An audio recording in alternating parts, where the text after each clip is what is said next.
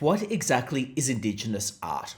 When does art cease being Indigenous? If a non-Indigenous person helps to edit, amend, or refine Indigenous work, what does this mean for the art's provenance? This has become a rather large issue recently involving the APY Art Centre collective.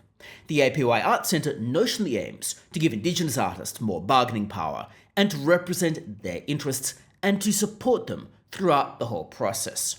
In so doing, they aim to achieve better prices and better outcomes for Indigenous art and Indigenous artists, and to support those artists throughout the process.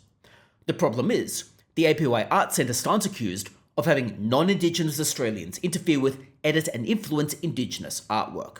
They stand accused of their support going too far.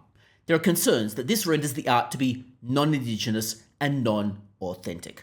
Some videos purport to show such interference. However, the APY Art Centre collective denies the allegations. And of course, videos don't necessarily show the full story. A video might show a person giving advice, but that's a far cry from that person actually creating the art.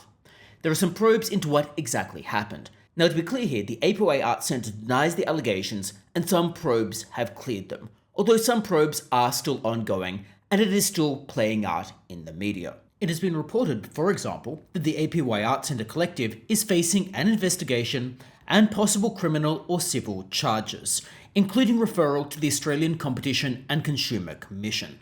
Now, I want to reiterate, I'm not accusing them of any wrongdoing, because I don't have any evidence either way on this. However, the investigation appears to be ongoing, and the APY Art Centre collective has denied any wrongdoing.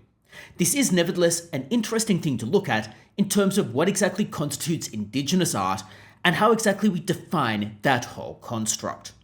Now, personally, if we're looking at what the APY Art Centre stands accused of doing, we can see they're accused of having a non-Indigenous person help with the editing and advice underlying that art, perhaps providing guidance about what types of things will help to make the art more palatable to an audience, what might help that art to become more saleable, what might give rise to a better price or a better outcome for that artist.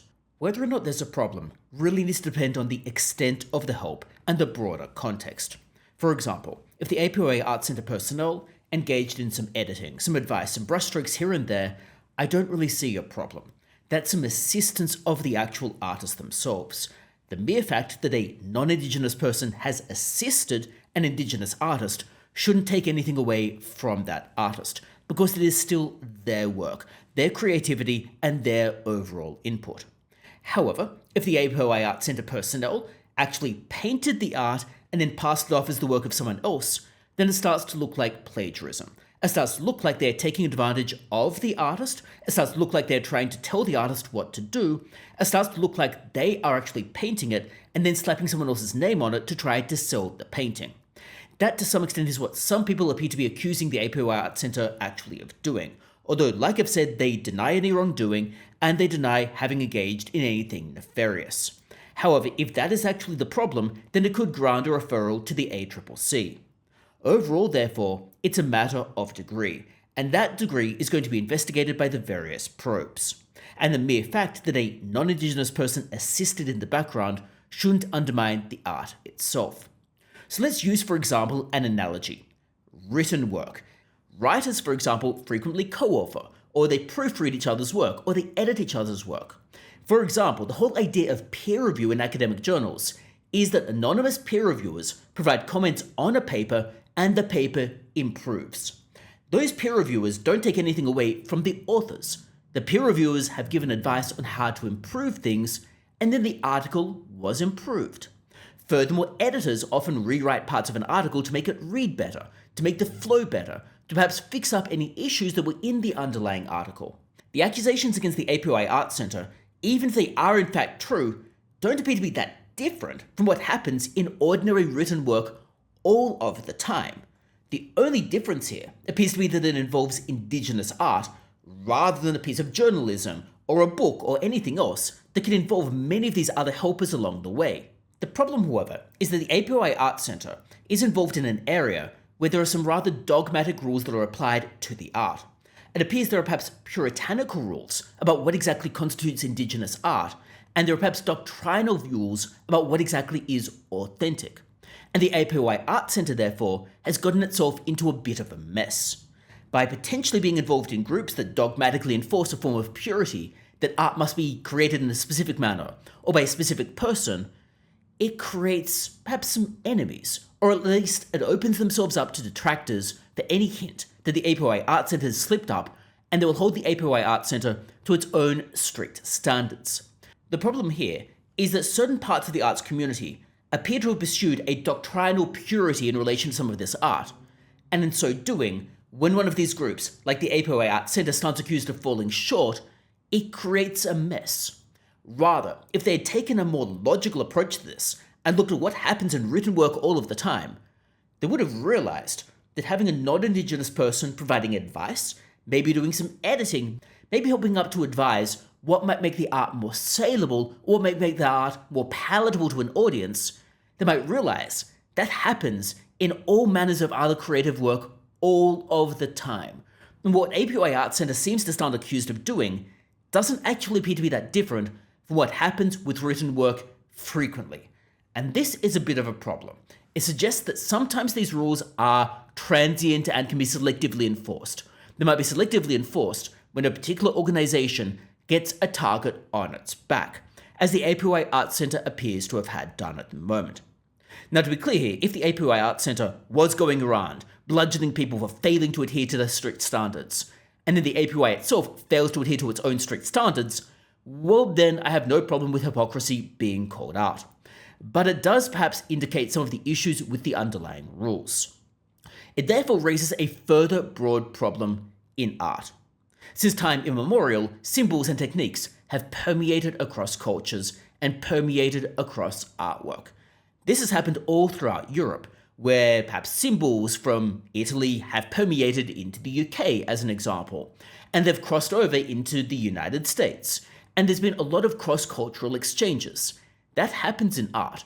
It helps to enable symbols to transcend cultures and to take on new and additional and interesting meanings. Indigenous artists, for example, have rightly used myriad techniques to communicate their message. Indigenous artists have used traditional European techniques to communicate their message.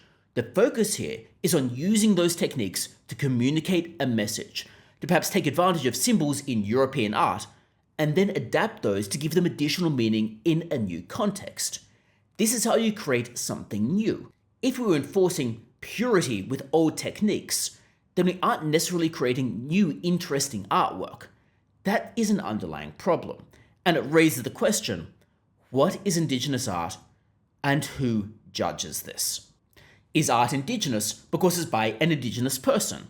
Or is it Indigenous because it uses a specific technique? Or does it need to communicate about a particular issue that especially impacts Indigenous Australians? Or does it need to use a specific technique depicting a specific thing? Does it need to, for example, communicate things like the Seven Sisters? Or could you use that specific technique to communicate a new meaning in a new context about something different? Could an Indigenous person use a traditionally European technique to communicate a message and that still be Indigenous art in the relevant sense? It creates an absurdity when we require people to use traditional techniques depicting the same thing over and over, and it does a disservice to the artists if we are forcing them to do so. It's unfair given that virtually every other artist is allowed to do that. Every other artist is allowed to use myriad techniques. Furthermore, virtually every other artist is allowed to collaborate to some extent, whether it's getting advice, whether it's perhaps liaising with curators, whether it's learning from other artists and adapting techniques. If we force Indigenous Australians to use a specific type of technique in a specific context for it to be classified as Indigenous in the relevant sense, then we are doing the artist a disservice, and we are also stymieing their creativity by not letting them use those techniques in new and interesting ways. Perhaps therefore the focus shouldn't necessarily be on the underlying technique, or the focus shouldn't necessarily be on who has provided advice, and the focus shouldn't be on trying to pigeonhole artists into a specific category. Rather, the focus should be on what the artist is trying to communicate, whether or not that individual is Indigenous or not, whether the technique is a traditional Indigenous technique or not. Maybe the focus should be on the art itself and on the artist and the message they are trying to communicate. Now, the real victims of this whole controversy have been the APY artists. Reportedly, some of the APY artists feel as if they are being exploited. No doubt, in addition, some collectors worry that their art collections are now tarnished by this whole controversy. The controversy that non-Indigenous Australians have advised Indigenous people on how to create art. However, if they took a step back and thought about how all creative work is created, then maybe that controversy wouldn't be quite so large.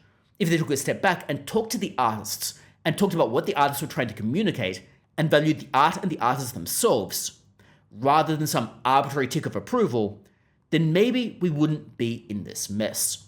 And when we start trying to pigeonhole artists or art into specific categories like this, we lead to a degree of doctrinal purity that ultimately limits the artist's expression and limits what the artists themselves can do, and ultimately can create messes like we've seen with the APY Art Centre. Now, to reiterate, the APY Art Centre denies any wrongdoing, and some probes have, like I've indicated, cleared them of any wrongdoing, although some probes are ongoing.